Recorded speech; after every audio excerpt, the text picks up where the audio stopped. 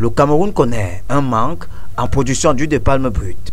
Avec une production nationale qui tourne autour de 400 000 tonnes, pour une demande de plus d'1 500 000 tonnes, le constat que l'on peut faire est que le Cameroun connaît un déficit en termes de production. Aujourd'hui, nous connaissons un déficit de plus de 160 000 tonnes d'huile de palme brute. Parce que voyez-vous, nous avons une production nationale qui tourne autour de 400 000 tonnes, avec une demande de plus d'1 500 000 tonnes. Parce que quand on parle du déficit de plus de 160 000 tonnes, certains pouvaient penser qu'il y a des usines qui sont même en capacité de travailler à 50%.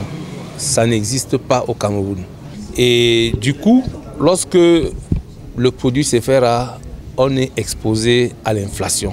Face à la presse, ce mercredi 23 février, le secrétaire général de l'Association des raffineurs et oléagineux du Cameroun, Jackie Kemle, a rappelé que la seule alternative pour renverser la courbe est de miser sur une large production. Il faut planter. Il faut planter.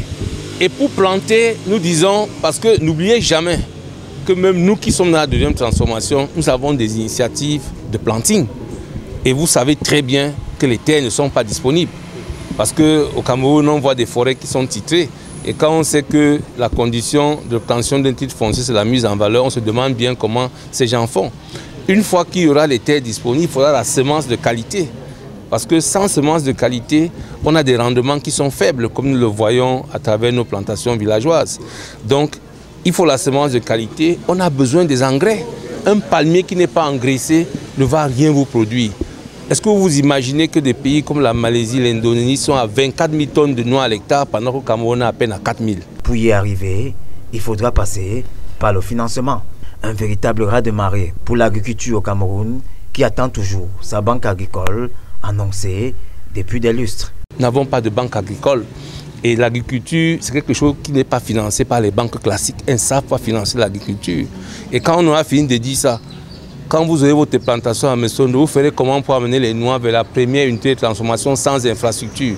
Donc il y a cette question de base de vie qu'il faut mettre dans des espaces où on produit.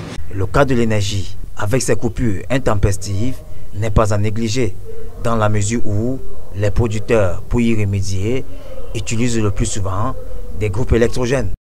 Pour extraire à travers une unité, vous avez besoin d'énergie. Et l'énergie, je n'ai pas envie de vous faire le commentaire de ce que tout le monde connaît.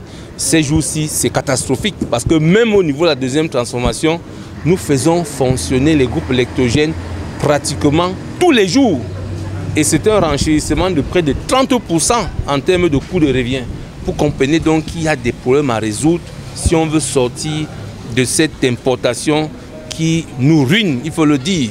En attendant cette solution miracle, il va toujours falloir recourir aux importations pour donner du sourire au panier de la ménagère.